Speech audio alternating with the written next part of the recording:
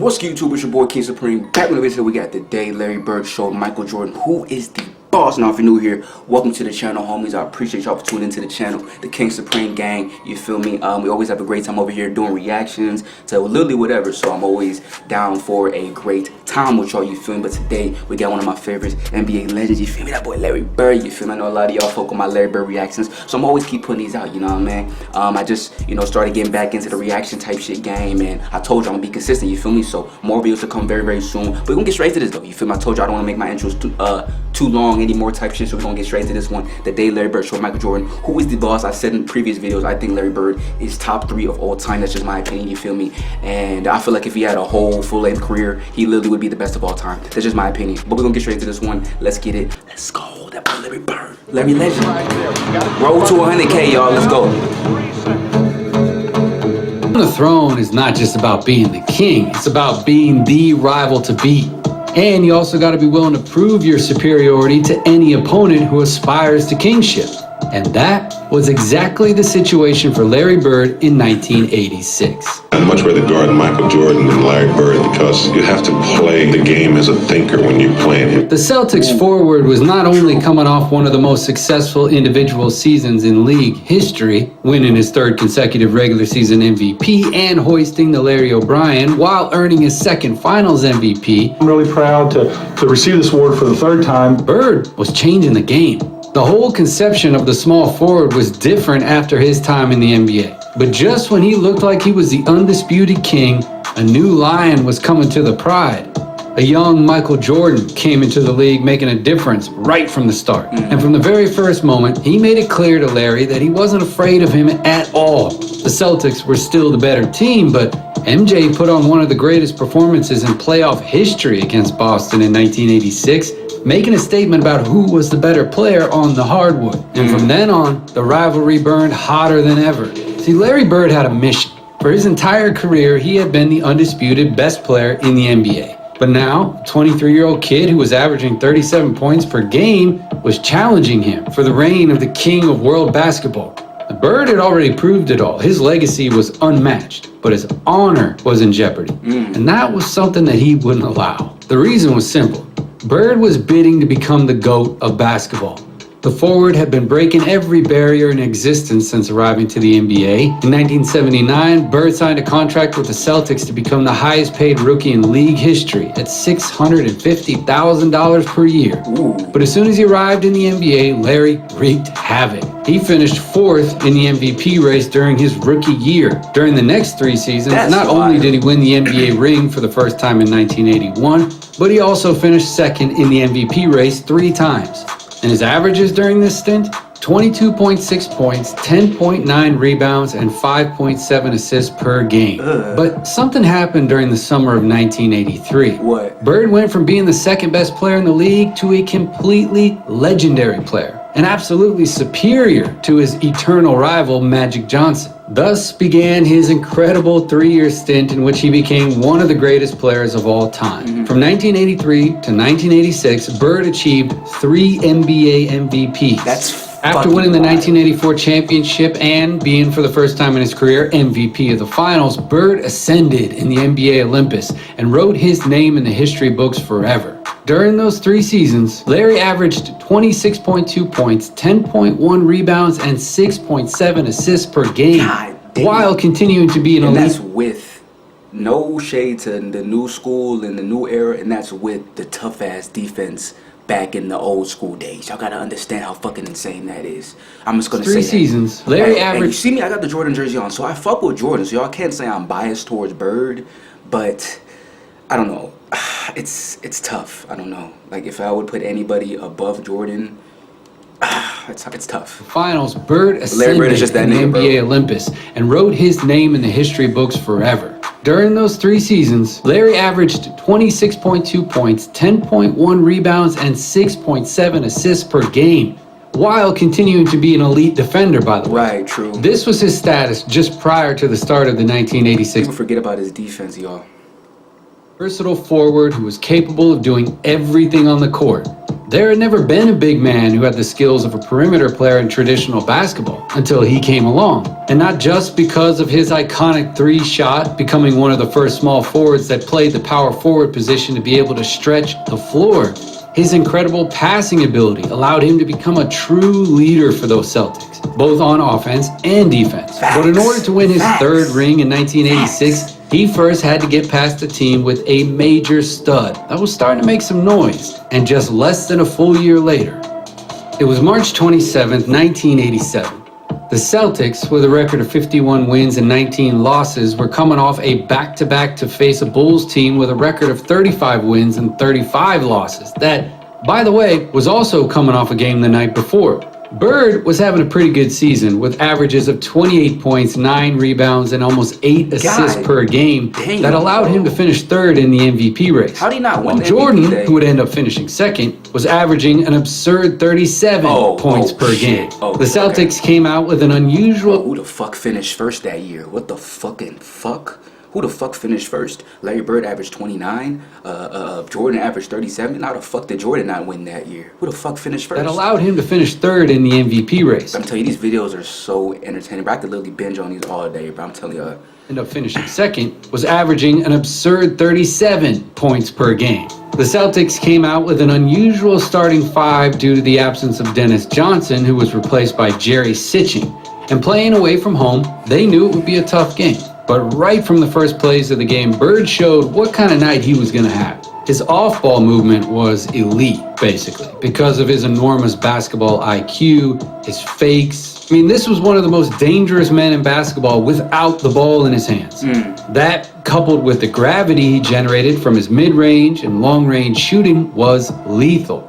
Plus, he was a typical player who was blessed by the divine touch, okay? But once again, his arsenal from the low post was unpredictable. It's easy to find samples of his off-ball ability and gravity, as it was often his easiest way to score. But on this day, his mid-range shot was touched by a magic wand.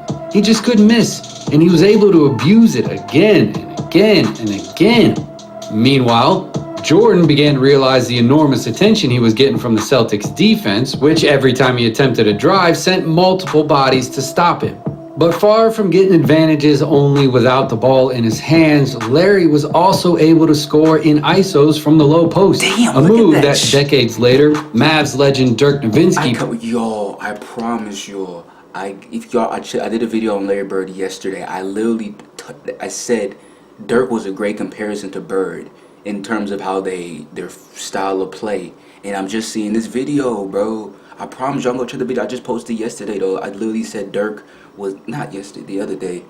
I literally just said Dirk was a carbon copy, damn near like how the form and everything, a Bird.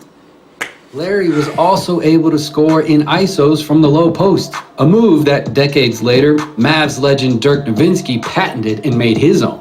So the Bulls realized they had no choice but to do what the Celtics did with Jordan, a virtually continuous 2-on-1 when he had the ball in his hands. So Bird basically said, you know what, I'm going to hurt them in transition. Thus came the end of the first quarter, in which somehow the Bulls managed to stay close on the scoreboard, trailing by only 1 point, 36-35. Bird had a spectacular first quarter in scoring, 20 points, nothing more, nothing less. So he began to take advantage of that extra attention to test his versatility. He was able to transform garbage into gold. Case in point, this loose ball, which he turns into a great assist. And if there's one thing you don't want, it's for the guy who's destroying you from mid-range to start showing signs of his playmaking ability. Bird was unleashed, and players like Kevin McHale appreciated it. Even when they didn't count, Larry's passes were simply spectacular. No, he really didn't even need to score to be the most impactful player in the game. In some cases, MJ had to defend the Celtics star too, and the size difference played a key role in these situations. But knowing that the half-court offense was very difficult with two defenders on top of him, Bird continued to make use of scoring in transition. He was balling. And what was more shocking, a player of his size dropping threes like it's nothing. But incredibly, despite Bird's 33 points in the first half, the Bulls managed to go into halftime trailing by only 3 points. Thanks in part to the 16 points MJ had scored during the first 2 quarters, of course. When the third quarter began, Larry kind of relaxed offensively. He decided to use his gravity to try to find better options for his teammates, as he knew he would need one more offensive threat to take the game easily. And stepping up on defense, the Celtics got stops on Jordan that allowed them to get easy baskets on the other end of the court. But Bird continued his playmaker role for most of the rest of the game, as he led his team on defense with actions like this one. He was certainly a player who had no problem getting his hands dirty either. But when Larry attempted a shot during the second half, it was to score. And he kept sending occasional reminders to the Bulls defense. Reminders that one player was not going to be enough to guard him. In front of a United Center packed with more than 18,000 fans, the forward was having a legendary game. The Celtics allowed just 22 points in the third quarter, by the way, and managed to head into the final quarter with a 9-point lead. And after resting for a couple of minutes, Larry continued to do whatever his team needed to do to get the win. These Celtics were good. I mean, like, really good. Bird was that piece of the puzzle that served as a wild card, too. That player you could put in any role, in any part of the court, in any situation, and who was going to be able to generate advantages on his own. And during... What a fucking GOAT, bro. I'm just watching this shit. I'm just observing. I'm just amazed. I'm just impressed. What a fucking GOAT, bro. Two modern GOATs. Bird continued to abuse from long distance as he had been doing all game. He continued to play the simplest yet most dominant basketball anyone had ever seen. But one of the virtues of genius is to make what seems complicated really easy, you know? And despite the Bulls' final scare, who managed to cut the deficit from 11 points to 4, the Celtics defense stepped up to close the game. Bird did it. Months after MJ scored 63, the forward only had to play 100% for one half to show him that if he wanted to, he could do it too. 33 points in the first half, 41 in the game. That went down in history as one of the greatest displays of ego any player in the league could perform. The difference is that Larry's ego also made his teammates better. True. Weeks later, the Celtics met the Bulls again in the first round of the playoffs. And the result was the same as last year. Boston managed to advance by a score of 3-0. Yeah, so 6-0 in playoff games against Jordan's Bulls. That's the record that is stuck in history. I mean, you could say Jordan is... I love Jordan. I fucking love Jordan. But 6-0, you can't really... And it's not like... That's a head-to-head matchup as well. Celtics were always better. So good that not even a superhero performance could stop them. And so Larry Bird, along with the Pistons of Isaiah Thomas and Bill Laimbeer, became the thorn in MJ's side that he really could never get rid of. Bird did not win the ring that season. Magic Johnson's Lakers did. The other side of the three-headed monster that dominated basketball worldwide. But even if he didn't win the championship, Larry did world basketball a favor. He taught Jordan that he still had a long way to reach his full potential. He taught him that scoring isn't always enough, and that he needed to become a leader capable of bringing out the best in his teammates. And without the lesson that the greatest player in Boston Celtics history, with Bill Russell's permission, taught MJ, it is likely that basketball history would have been completely different. And Jordan and Bird's rivalry continued to cause a stir in the league, but they never met again in the playoffs.